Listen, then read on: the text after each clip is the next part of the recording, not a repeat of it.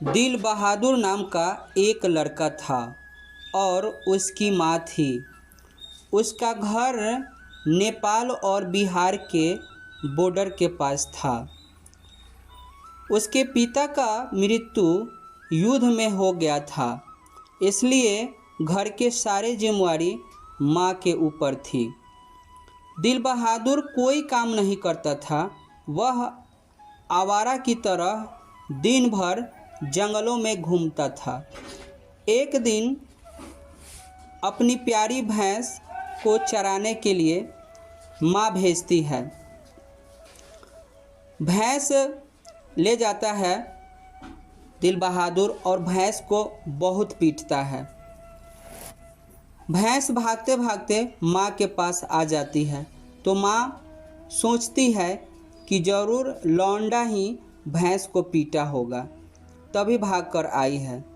जब दिल बहादुर घर आया तो माँ दिल बहादुर को दुगना पिटाई की, जिससे लड़का का मन माँ से फट गया।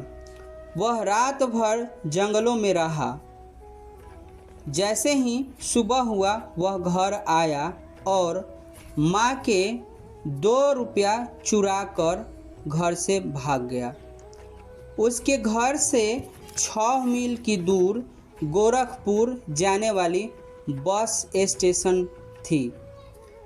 एक बार लेखक अपनी पत्नी निर्मला को नौकर रखना जरूरी हो गया था, क्योंकि निर्मला अपनी बहन के शादी में गई थी तो अपनी भाभियों के सुख देखकर लेखक से लड़ती थी, इसलिए नौकर रखना जरूरी हो गया था।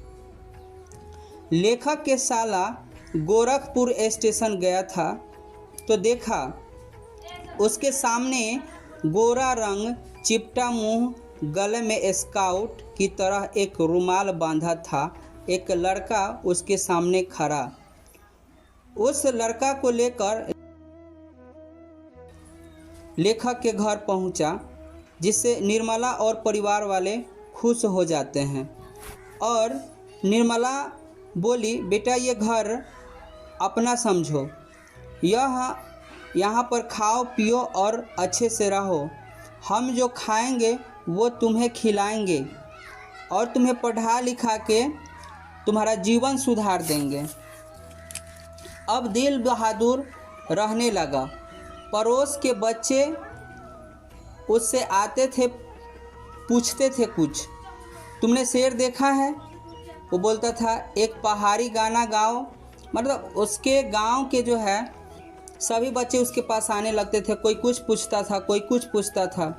निर्मला पड़ोस को सुनाकर बोलती थी कि बेटा दिल बहादुर खाना खा लो।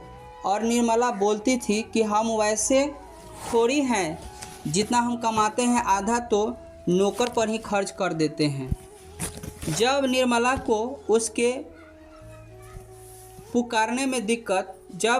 को उसके नाम को पुकारने में दिक्कत होने लगा, तब निर्मला ने दिल बहादुर से दिल शब्द को उड़ा दिया। केवल बहादुर बोलने लगी। बहादुर धीरे धीरे घर के सारे काम करने लगा। वह नीम के पेड़ का दातुन तोड़ लाता है।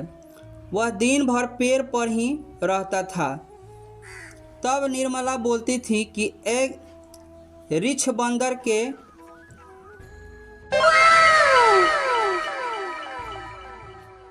हाथ छोड़कर क्यों चढ़ रहा है, गिर जाएगा। बहादुर खाना बनाने का जिद करता था, लेकिन निर्मला मना कर देती थी, क्योंकि निर्मला पतली पतली रोटी सब्जी बनाती थी। निर्मला के थोड़ा तबीयत खराब हो गया तो बहादुर चिंतित हो गया। अगर निर्मला कुछ करती तो बहादुर बोलता, माताजी आप कुछ न करें, तबीयत और बिगड़ जाएगा, ये लीजिए दवा खा लीजिए। बहादुर हमेशा हंसते रहता था। एक दिन निर्मला पूछी, तुम्हें माँ की याद नहीं आती है? बहादुर बोला, नहीं। क्यों? क्योंकि वह मुझे क्यों मारती थी। बहादुर के पास नेपाली टोपी थी और छोटी आईना थी और ताश के गड्डी, ब्लेड, कागज़ के नाव थी। टोपी पहनकर वह मीठे स्वर में गाना गाता था। बहादुर के वजह से खूब आराम परिवार वाले को मिलने लगा था। बहादुर के वजह से निर्मला की तबीयत भी ठीक हो गई थी। घर के सभी सदस्य बोलते, बहादुर पानी लाओ, बहादुर पेंसिल लाओ, यानी बहादुर ये लाओ वो लाओ। पूरे दिन बहादुर बहादुर चलता था घर में। लेखक का बड़ा बेटा किशोर बहादुर से जूता पॉलिश, साइकिल साफ और अपने शरीर का मालिश भी करवाता था। अगर कोई गलती होता तो किशोर गाली देता था और पीट भी देता था। एक दिन किशोर बोला, साइकिल साफ कर देना, लेकिन बहादुर भूल गया तो किशोर डंडा से पीट रहा था और निर्मला उसको देखकर हंस रही थी। लेखक आया और बोला, क्यों मार रहे हो इसे किशोर? तो बहादुर रोते हुए बोला कि किशोर भैया ने मुझे सुअर के बेटा भी बोला है। फिर पड़ोस की औरत बोली कि निर्मला, तुम ही पतली पतली रोटी बनाकर खिलाएगी, नौकर चाकर के आदत खराब हो जाएंगे। अगले दिन निर्मला बहादुर को रोटी बनाने के लिए बोलती है। बहादुर नहीं बना पाता है तो निर्मला 2-3 थप्पड़ खींच देती है। एक दिन रविवार के निर्मला के घर खास रिश्तेदार आए। उनके लिए रोहू मछली और देहरादूनी चावल और जलेबी नाश्ता में बनाई गई। उसके बाद एक घटना हो गई। अचानक रिश्तेदार की पत्नी इधर उधर ढूंढने लगी।